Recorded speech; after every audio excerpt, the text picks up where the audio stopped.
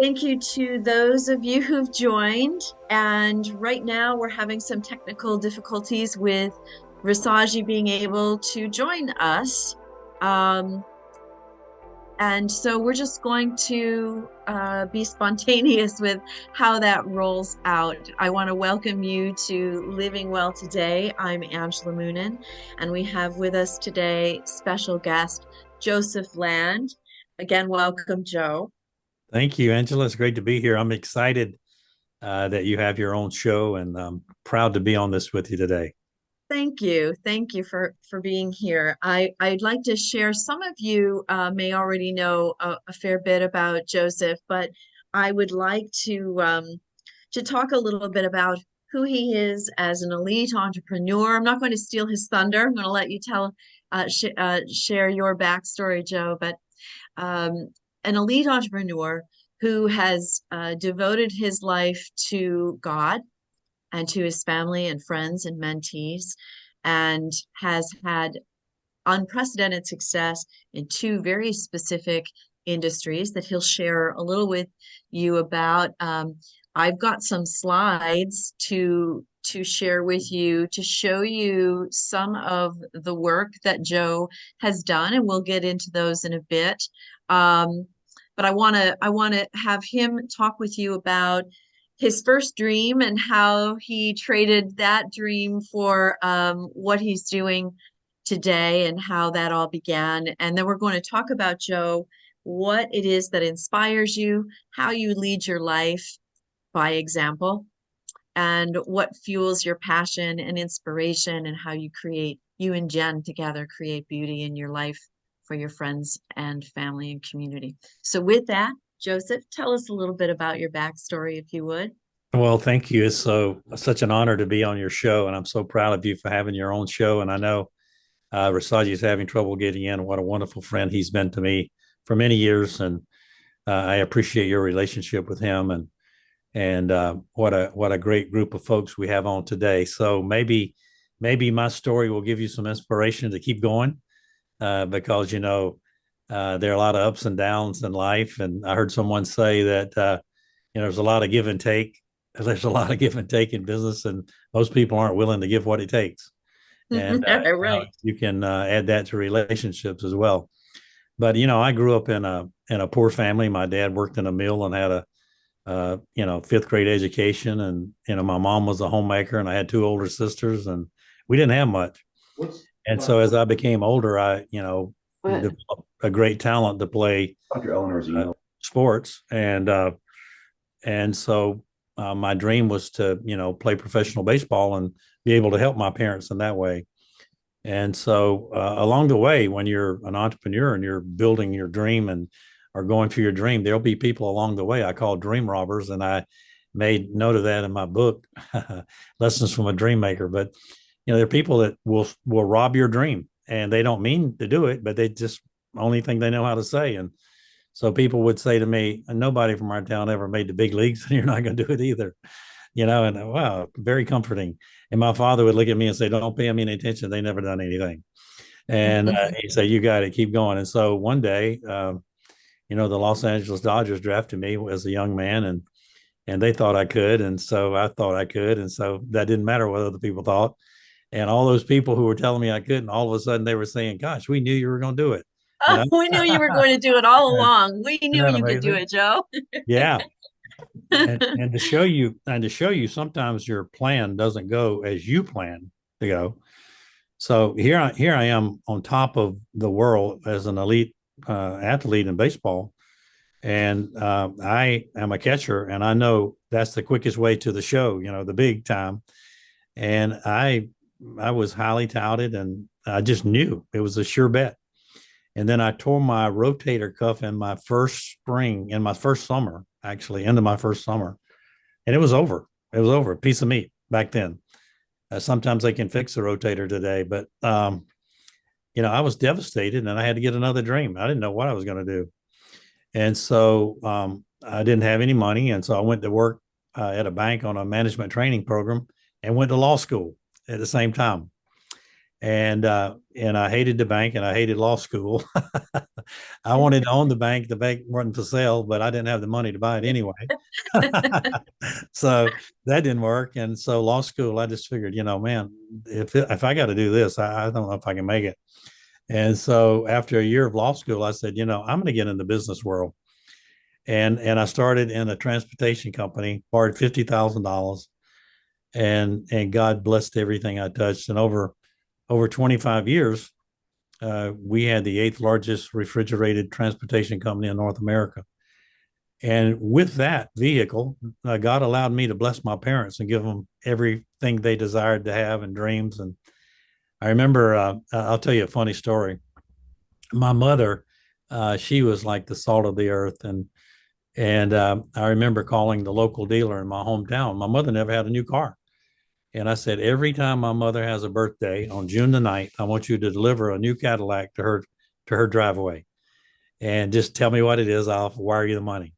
And and so she gets her first Cadillac. And then next June the 9th, Larry Ziegler delivers another one to her yard and picks up the old one. She says, son, nothing wrong with my car. It only has 6,000 miles on it. And I said, Mom, I don't like the color. I don't like the color.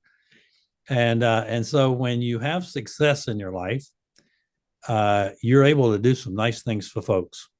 And my parents, I was able to enjoy them in a way that I wanted to enjoy them because of my hard work and God blessing my company. But I want to tell you that story because sometimes things don't go as you plan. I had a career in baseball, but that wasn't God's plan for me at all. It was business. And so I treat business like I did baseball. I want to play at an elite level and I want to run up the score. So that's what we're doing. And that's been a long journey to where you are. And at the same time, I'm sure as everyone on the call can appreciate it, in the blink of an eye, Yes. right, Joe? Blink of an eye. Um, a blink of an eye. And in those moments, those tough decisions, you and I were talking about this earlier. The whole premise of this is living well today. Yes. And we learn from the lessons and the stories that we've shaped to this point in our life.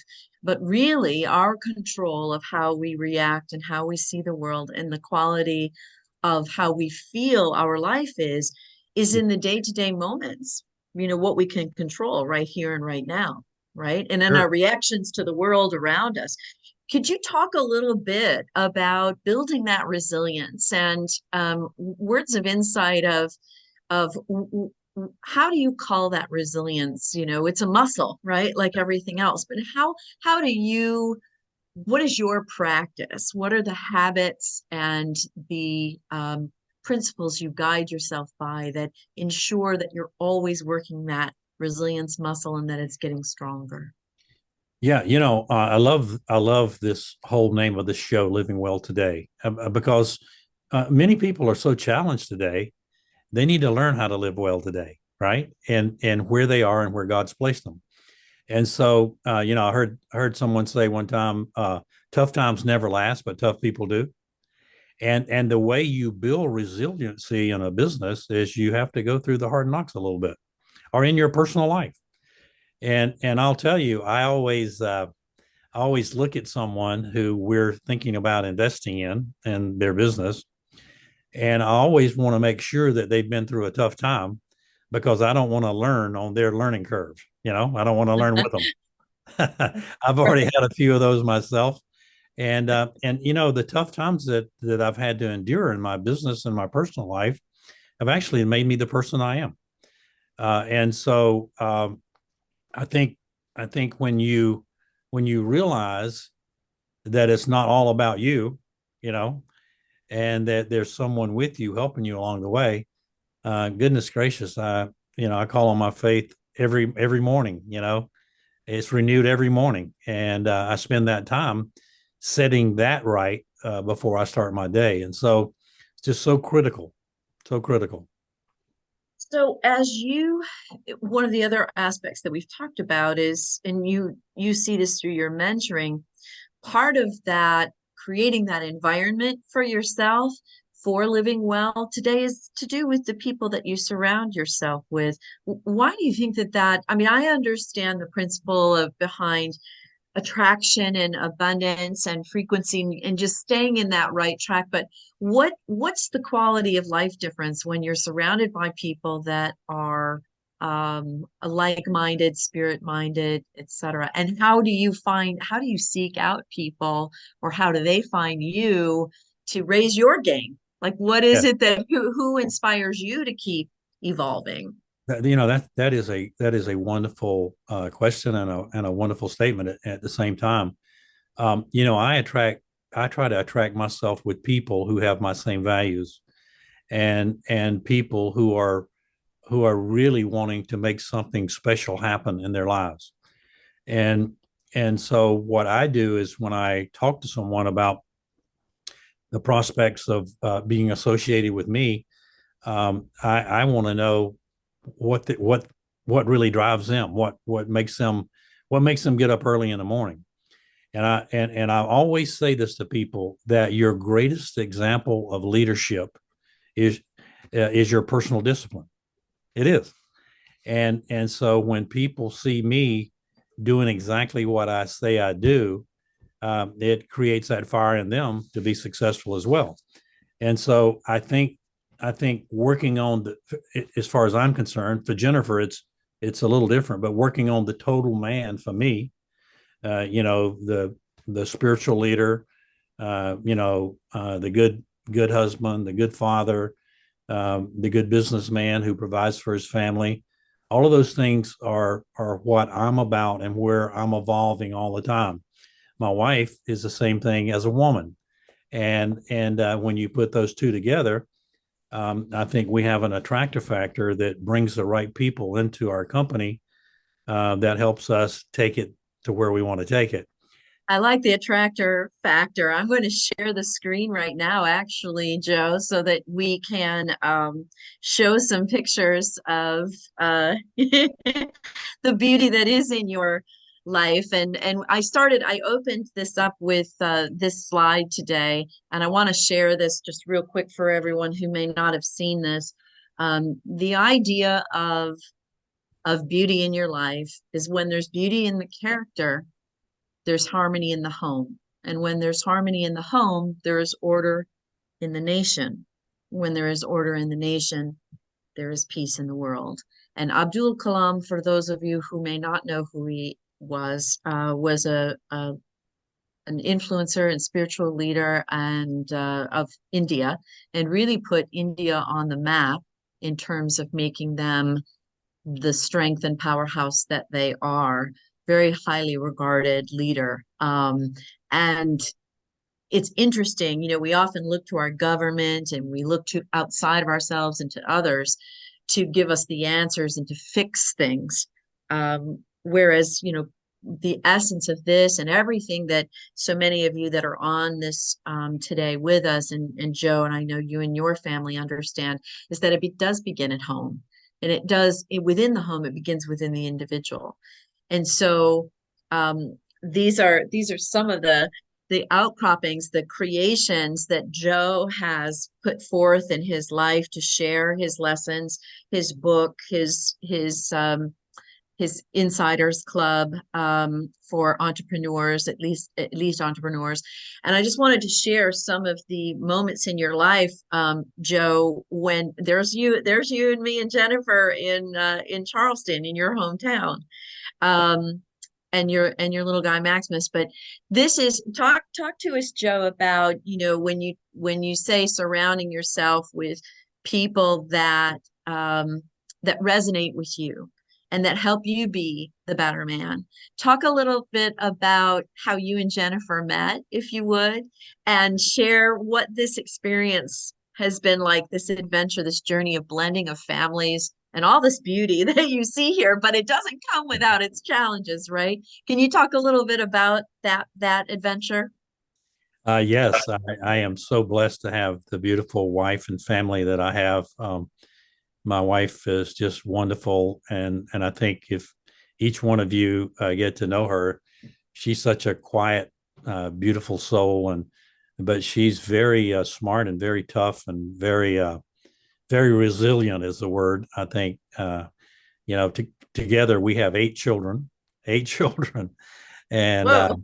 I have three grown daughters, and she has uh, three grown sons and two grown daughters. And so we're in a really great place in our life where, we just love our kids and love our business and love all that we do. And we get excited when we can help people. But I met Jennifer after being divorced, and I was done with people wanted to, help me get a date and all this stuff. And I was done with all that, man. And, and, um, and so I had a lady, to tell you a funny story. I had a mutual friend of ours. I had invested in a business in Jennifer's hometown. I didn't even know she lived there. Listen to this. And so this lady says, I have someone I want you to meet. And I said, oh, no, I'm not interested. Just like Been that. down that road Yeah. before. No, thank And she you. said, well, how do you know it's not God telling you this is the one for you? And I said, well, that's a very good point. Yeah, that's very bold of you to talk to me that way. And I receive it. So I might, yeah, you might be right. And she said, well, would you be willing just to talk to her on the phone? And I said, okay. And so she sent me a picture of what Jennifer looked like. And I said, I'll be glad to talk to her on the phone. So, but anyway, so we talked and we hit it off. And then she drove from North Carolina to Charlotte, where we live in North Carolina. She drove to Charlotte. And then I drove from Charleston up to meet her for dinner, early dinner. And from that moment on, we haven't been separated. It's been amazing. And we just felt like that God had put us together and that we were gonna give it our best and do our best together, and we were gonna put God in the middle of our relationship, and that we were gonna go forward. And it's been amazing. It's been amazing 6 or 7 years, I'll tell you. Do you find that she's a wonderful mirror for you, Joe, and allows you to see yourself in ways that you want to improve, but also see yourself for the beauty that you've created in your life and together with her? I mean, I imagine that those people in our lives act as a wonderful mirror for us. Yes, and Angela, you're a personal friend of ours, and my wife loves you, and she just thinks you rock, and so do I. But you know, we are a good check for each other. We like the same things. We like to decorate the same. We like clothing and looking our best. And she is my greatest cheerleader, and she's quick to point out to me something I can do better, because we have the approach that you're free to tell me how I can be better. And I'll tell you how you do that with your spouse. That works. If you want to tell her something that might make her better, you always ask for permission. If I could tell you something, if I could tell you something that would help you, would you want me to tell you? And that seems to work for me, but just straight out say it doesn't work. But she is my greatest advocate, my greatest cheerleader. She is very smart. I'll tell you something you probably don't know about her. When she was younger, right out of college, she was a Ralph Lauren runway model. She was. And so that girl's got style, and she's got elegance, and she knows what looks good, and she knows what feels good. And she has the beautiful way about her of making people feel at ease and comfortable, right? And Yes. we can have clients out for dinner, and you can tell that they're a little bit afraid to tell me what they need to tell me, and she just puts them at ease. It's amazing. We're a great team. Well, and unless you're back to that harmony in the home and harmony in character in the individual, Exactly. unless you're very aware and awake of cultivating your own character and putting more and more facets to that character, including ease through, allowing ease to come through you and trust and faith, and to have those things come out of your pores. That's what you can't do that for others unless you're doing it first for yourself, right? Yes, that's exactly right. That's exactly right. And who do you can share this on Jen's behalf too, if you have permission. Who do you each look to? I know God is the central figure in your life. Who, those who've walked before us, who walk beside us today, who do you turn to virtually or otherwise in your own mind? Like I have a virtual board of directors that I like to kind of go around the proverbial, round table and say, well, what would they say? What would they do? Who do you, if you had a list of, the top influencers in your life, Joe, who would they be? Well, I had an older gentleman who passed away just recently, who ran a boutique firm on Wall Street, and he moved to Charleston, and we became really close. And he was a mentor for me. And the guy was probably worth a couple $100 million, and he would tell me things, about what he saw me doing that just challenged me to be better, because he had actually done the deal. It's very difficult to me to hear from someone tell me how to build a business when they haven't done it themselves, right? I'm always a gentleman, but I'm not listening to anybody who hasn't done what I'm trying to do, right? And that's a really good thing for you to consider, everybody to consider. But I have a number of people that I follow and look up to. One guy who's also passed away recently was a guy named Boone Pickens. Now, Boone went broke 2 or 3 times, but he ended up being a billionaire. And he was resilient. He fought, he knew what he wanted, and he created an environment around him with smart people that allowed him to have the success he was looking to have. And so Jennifer has a number of people as well. We have an elderly lady named Linda Blankenship, who is our spiritual mentor, and she advises us both spiritually, and she also advises us as a couple. Another guy that is a very great mentor for me is Reverend James Gallant, and he has an Seen inner city. posts. I think I've seen posts on Yeah, that before yeah, on he with has an him. inner Yes, city ministry to the poor, yes, and we yes. cheer his ministry and we help fund his ministry. And so, those are people that I stay in touch with. I'll tell you, someone that you guys have heard and know, Mikhail Jessen is also someone that I listen to, a very smart guy. We've been associated for over 10 years, and now he's running the company. He calls the shots, and I really value. He's one of the smartest people that you'll ever meet in the financial business, and also he has a grace and dignity to go along with it. So I'm just really proud of the team that we're building. And I'll tell you a great story. When I had my transportation company and I was building, and we were in a vertical climb, I would have people come in to our operations center and I would interview them. I would say, okay, you want a job in my company? Okay, great. Come sit across from me one day. And so there are 50 people in this operations center in an X-shaped desk, and I'm in the middle, and my assistant is across from me. And I say, all I want you to do is sit there and see if you really like this, because if you can't learn to talk on 2 phones, you can't work for me. But if you can talk on 2 phones at one time and you can listen to everything going on in the room, I'll guarantee your first year with me, you'll make $100,000. Well, in Lake Wales, Florida, nobody's making that kind of money, but I had 50 guys making that kind of money, right? And so it's just you create the atmosphere for success, and you sacrifice nothing with that creation, except the only thing you accept is excellence, right? And that challenges everybody. It brings everybody up. It brings everybody's family up. It brings everybody's take home pay up. It brings everything up. And so in sports, professional sports, everybody's good. If you don't play at an elite level, you don't play. Simple as that.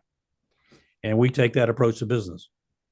And when you define, because everyone has a different definition of excellence, just like probably to some degree, everyone has a different definition of what living well today means for them. When you think of excellence, Joe, can you articulate maybe just even in a group of a few words, what is excellence to you? How do you know it when you see it? I think we're rewarded by what we do. I think your personal discipline sets the tone of being excellent in anything that you do. I wake up in the morning at 5 o'clock in the morning. The first thing out of my mouth is I thank the Lord for the day because I'm not assured of tomorrow. The second thing that I do is I get in front of the God with my devotionals and my spiritual time. The next thing I do is I get my exercise in. And before 9 o'clock in the morning, I'm sitting in the chair ready to go, Mach 2 with my hair on fire, right? And that has been my personal discipline for all this time.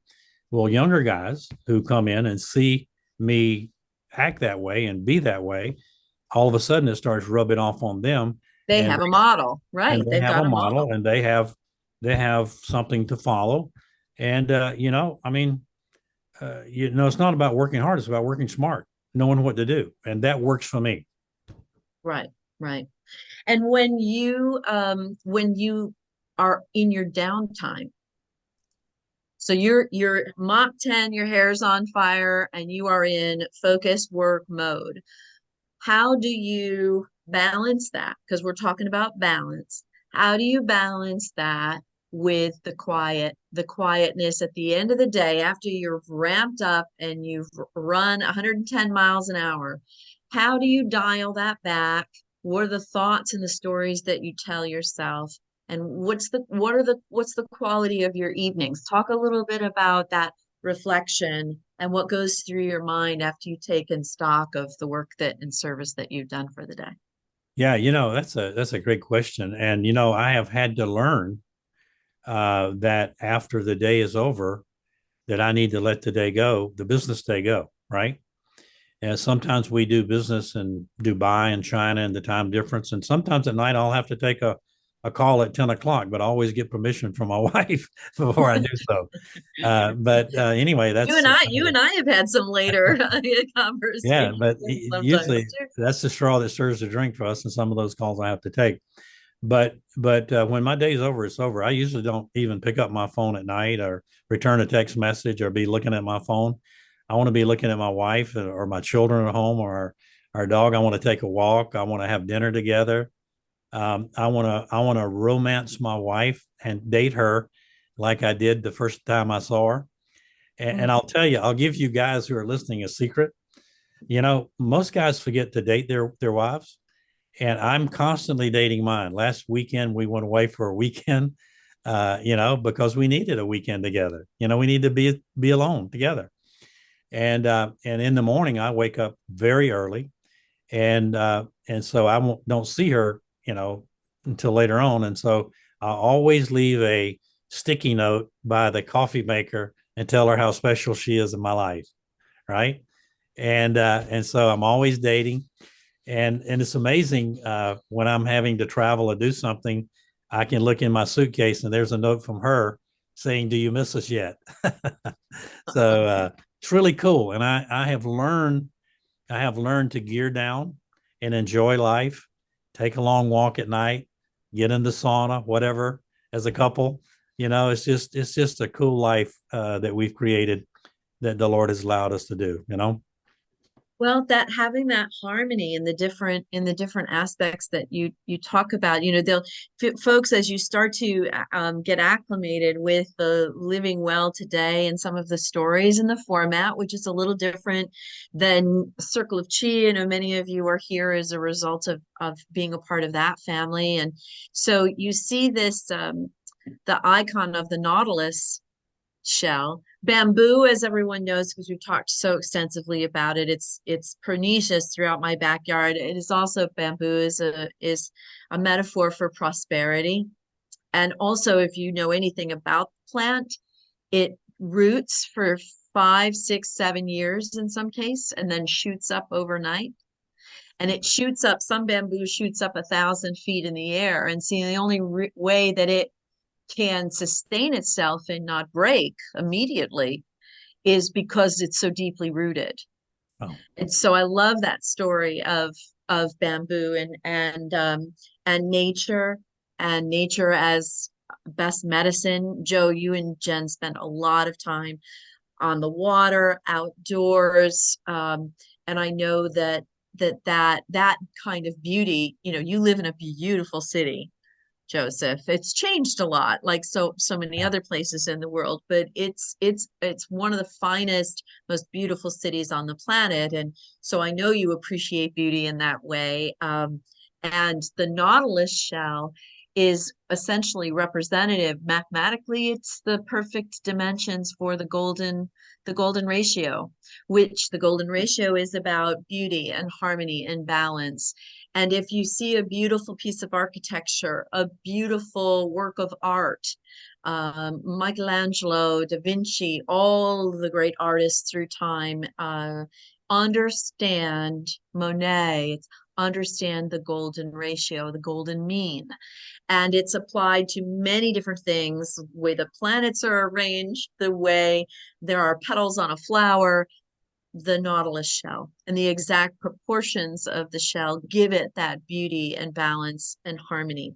So for me, in my life, as I sift and sort through the lens of beauty, I look to nature a great deal, to for signs, for support, for medicine, for ease and communion. What's one of the most, aside from your backyard, Joe, and your beautiful city, what's one of the most beautiful places on the planet, or a beautiful building, or somewhere where you like to go to admire? Do you go to me? Do you and Jen go to get a chance to go to museums often, or how do you take the world in through that filter? It's amazing you say that. We do. We like art. If you saw our North Carolina home, it's spectacular with beautiful things that we've collected, and and some in our South Carolina home as well. But Jennifer and I love to go to upscale art galleries and nice things, and we love to meet local artists that we can support and help. And of course, we have the Gibbs Museum in Charleston and a lot of great things there. But it's just really cool. One of the things I want to invite you to sometimes is to see our home in North Carolina. Mm. Talking You've done about live, so much work there. You've been yeah, through a major renovation. yeah, it's something that I wanted to create for my wife because she had a dream of what it looked like, and we had together. And so when we got married, we said we're going to redo this whole house. It's about 9,500 square feet, and it has a complete outdoor kitchen and fireplace. It's just spectacular. But we redid. Jennifer won't call a basement a basement. She calls it level one. Yes, level one. Yes, I heard her say She won't level let one. anybody call it a basement. And so in our level one, we put a 9-seat theater, like a theater with outside a popcorn machine. I mean, it's got everything. And then Jennifer and I, because we are nuts about our health, we put on a commercial red light therapy. Yes, you and Mikhail and Crystal were talking Yeah, about that. So can you yeah, talk a little bit about that? Many of the folks on here probably can appreciate the therapy. yeah. And we put an infrared sauna. But there's a company called iCryo that Jennifer and I have been using in Charleston, and we pay a monthly fee. And the red light therapy is supposed to energize your cells and help you be younger, and help your circulatory system, help you heal faster, all of that stuff. They also have the cold therapy, and they have the infrared sauna. And um, so I decided that we needed that in our home in North Carolina as well.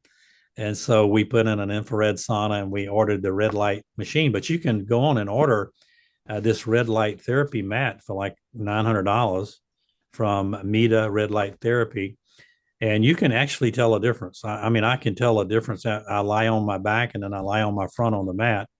Up here, we have the light that does it all. But you can really tell a difference as far as healing, as far as energy, as far as if you take a walk and your muscles are aching, you'll feel better with that.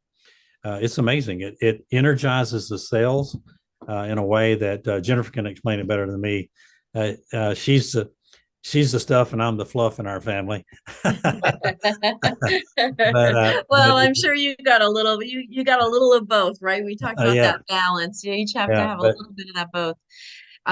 We talked about beauty, Joe, and you've talked about this quite a bit in the last few months on and off. And for living well today, what do you think? And this is a departure from what we've been talking about, so it might come as a surprise to some. We're seeing in headlines day after day artificial intelligence, AI, the robotics. Now, many of us have been dealing with AI for a long time, and you may not have ever qualified it as that, but every time you use Siri or anytime you use your Amazon Alexa for music or anything like that, that is artificial intelligence. And so are a lot of the chat lines, et cetera, of course, that have been in play. But this is AI at a whole new level. Talk a little bit, Joe, about your sense of, I feel emphatically, I'm very strong about this of not being, not fueling fear and fueling instead capability and cooperation and collaboration. Can you talk about your experience with it so far and your perspective on it? Yeah, I think we need to be careful, and I think we need to get real information that we research and do on our own, and not what somebody says or somebody thinks. There are some opportunities for investment in AI companies, and I think at some point, I'm praying anyway. At some point, there's some kind of governing board that controls, what AI does. But it's pretty fascinating. It can really help your workload. I know it can help you, develop things like legal papers and writing and all kind of stuff. It's just amazing what it does, and it can actually. One of my son-in-laws is involved in a company that can pretty much tell you when you walk in a store where you're going next. It's fascinating what they do by seeing the trends of what you buy, and so it's a little bit scary for most people. But I say embrace it, learn about it, and decide where it fits in your Where life, you sit, that's and right, where you pray sit. and pray that it's not used for evil. Yes. That's the concern. But anyway, yeah, I'm a student of that right now. We're studying it. We're looking at an investment, a sizable investment in a company that we think might do it the right way. So when you talk about the next, and I know we're talking about living well today, Yes. but part of that is also always having, even if you don't know all the exact moves, Joe, you have a North Star.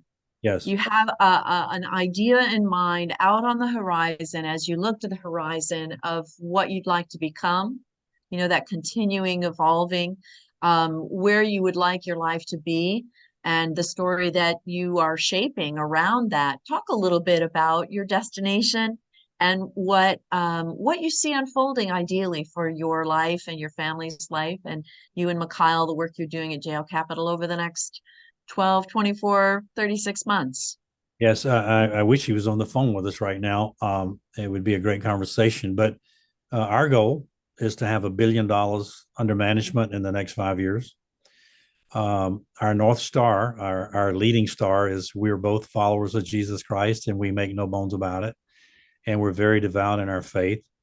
And some of the guiding principles that we have, everything's about integrity. And if you have no integrity in your business, I don't give you a chance to be successful long term, and I mean really long term, because I think God rewards those who are faithful and have integrity and treat others like they want to be treated. But the principles that I want to mention to you today and your audience, we're talking about living well today, are the principles that I employ. Like number one, I call them the 4 F's: faith, my faith, my family, number two, my fitness, number three, and my finances, number four. Now, let me go through that. Mm-hmm. If you don't have a faith, if you don't have something to believe in, what are you going to believe in, right? And so, number two, my family. If I'm not the kind of man who takes care of my family, I'm not a very good man, right? And so, I want to be the best guy taking care of my family I can be.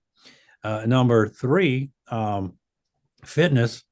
If we're not taking care of our temple, nobody's going to do it for us, right? And so, if you want to live a long time and have longevity, then you might want to think about taking care of yourself, right? And we can either be discouraged or where we are, or we can do something about it, and you can start over this afternoon. I made a point several months ago. I didn't like the way I looked in pictures. I didn't like the way I felt. I didn't like the way my knees felt. I'm going to tell a story on myself. And in the past 2 months, I've lost 23 pounds. Wow, that's And amazing. That's amazing. I decided at that point, I said, Jennifer, I'm going to totally remake my body and see if I can get in elite shape again. And whether I can or not, I don't know. But I'm going to lose 40 pounds of fat and probably put on 10 pounds of muscle. And so that's a goal. But I'm doing it to take care of myself. It's amazing when you lose 20 pounds, how much that takes off of your knees, my bad knees and my joints. I just feel like $1 million, and also my heart. I got to take care of my heart. And then the last thing is being a good steward of what God has given us with our finances. And when you're able to be a good steward and the little bit that you have, God can trust you with more. And so what I'm trying to do is be a good steward and take care of people. I know the things that drive me, Angela, aren't aren't uh, what I can do for myself. The things that drive me are how can I help others win? Living well today. How can Jennifer and I help other people win? Right. And we know it's not all about us. It's not all about us. And so how do we look our best? How do we act our best? How do we project the best? How do we display kindness and generosity to those who come across our path? And how do we make a difference? And in my view, that's you make a difference by doing those things, and you make a difference by being as successful as you can be, um, being the best steward of what you have, and trusting God to give you what He will ultimately give you. I'll tell you, I thought running a $200 million business was kind of the highlight of my career. It wasn't at all. Right. Uh, Like you've got to be sitting there at the precipice of that saying, okay, I just sold my second company. Now what do I do?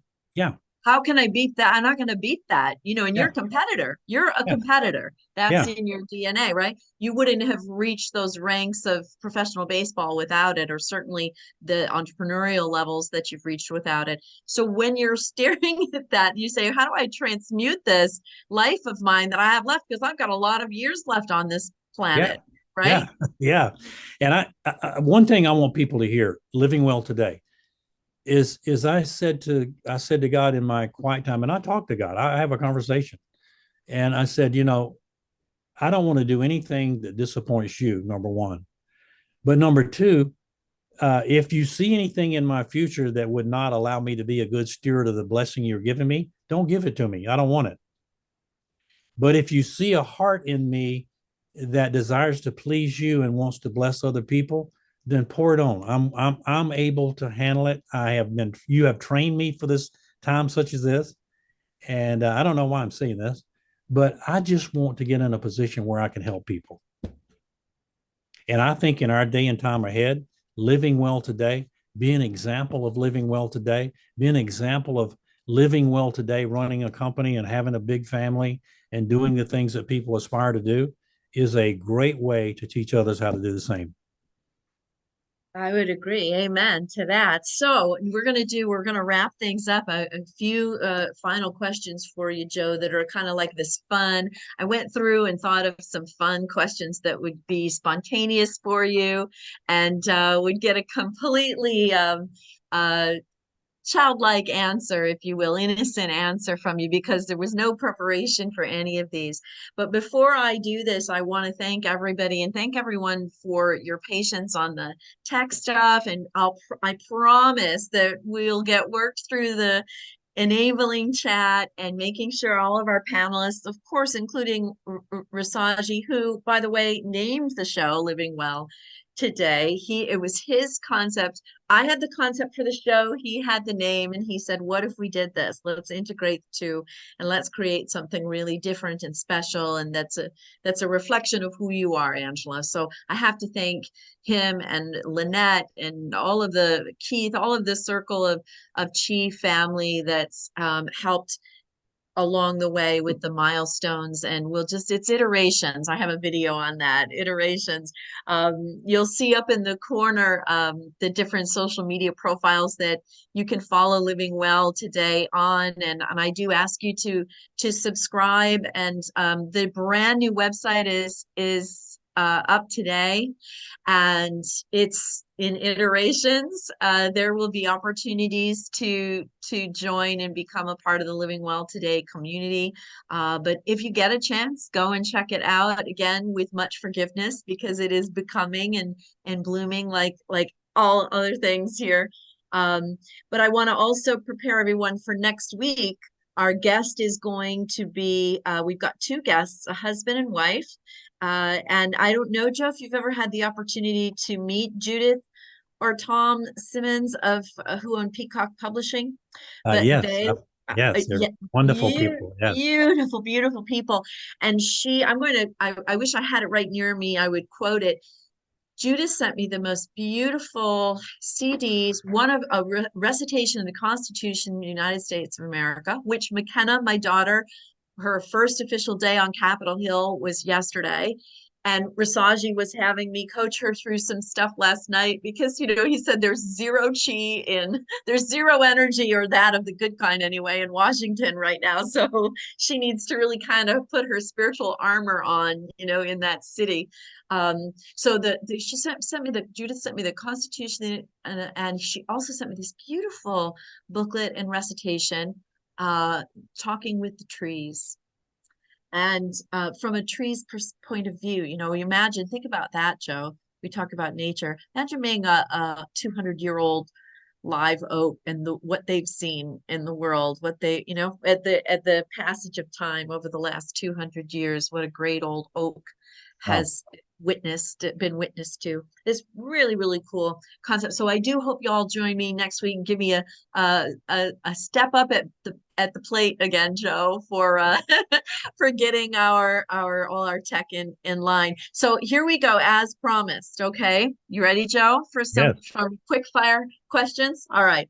So y'all may have seen, I do, and Joe knows this, and he is a dear friend and mentor of mine, and he always helps keep me in check of the words that I say, that words matter, that they carry power and they shape your destiny. So, Joe, what's your favorite word? What's your My favorite favorite word? word is love. Oh, I love that. What's your least favorite word? Hate. Hmm. When I hear Okay. somebody say, I hate that, Oh, no, you don't. and it's nails on a chalkboard, right? Yeah. Music or artist. Who's your favorite? Like, what type of music do you really, really love, or what artist do you just adore? I like all kind of music. I like jazz. I like classical. I like country music. Jennifer and I, here's a story about us. We just went to see Jason Aldean. Oh, I Think saw about the it. photos on Yeah. that. Yeah. Yeah, love me some Jason Aldean. Love country music. I love all kinds of music. Awesome. All right. You couldn't play baseball forever. You've bought and sold. You're in the capital investment world now. But if you had the opportunity to wave a wand and completely pick something different to do in the world as a career, what would it be? I would like to invent something that I would like to invent something that everybody had to have that made their life better. Mm. Let Like me the eye Hercules, or the exactly, body align that you're exactly, a part of. exactly. Really, or the red light therapy, all the things that you're talking about make you heal and feel. Let me give you. We have some friends, a big investment company that they were on the front end of Uber. They did the first investment in Uber, and so they did very well. But Uber was so disruptive. I would have loved to, invented Uber, something like that. Yeah, People today say they don't say I want to get a taxi. They say I'm gonna get an Uber. yeah, it took over the whole category, Yeah, like redefined it. Or I'm gonna Airbnb it, yeah, I'm gonna right? get That, a like, Starbucks. That means you'll get a coffee, right? yeah, you're gonna get a coffee. Yeah, I want Um, to invent something like that. okay, Charleston, North Carolina and South Carolina, both. What do you love most about where you live? I love the historic old city that we live in. I've lived there most of my life, and It's so much charm. Of course, you visited us a number of times, and so much charm. It's very European. Some of you guys I know are coming to Charleston. Charleston is very European. You can tell the people who live there from the people who are visiting, because usually the people who live there are very European and dressed nicely, and going out to dinner. And of course, in the summer it's kind of hot. But North Carolina, I love the difference in temperature here. It's about 10 degrees cooler always than Charleston, and just beautiful up here. And we have such a wonderful place, and I'm just really blessed. Your favorite indulgence? Oh my goodness, key lime pie. Oh, it I'm gonna doesn't tell make you you somebody smile. that Doesn't y'all it just know. make you smile? I'm gonna tell you somebody gifted me a key lime pie that y'all know. Eleanor Portner, Haspel Portner. She made me a key lime pie, the best I've ever had in my life, and I wouldn't let Jennifer have but a bite. I ate the whole thing. Is that generous spirit, Joe? I know. In action. All-time go-to quote.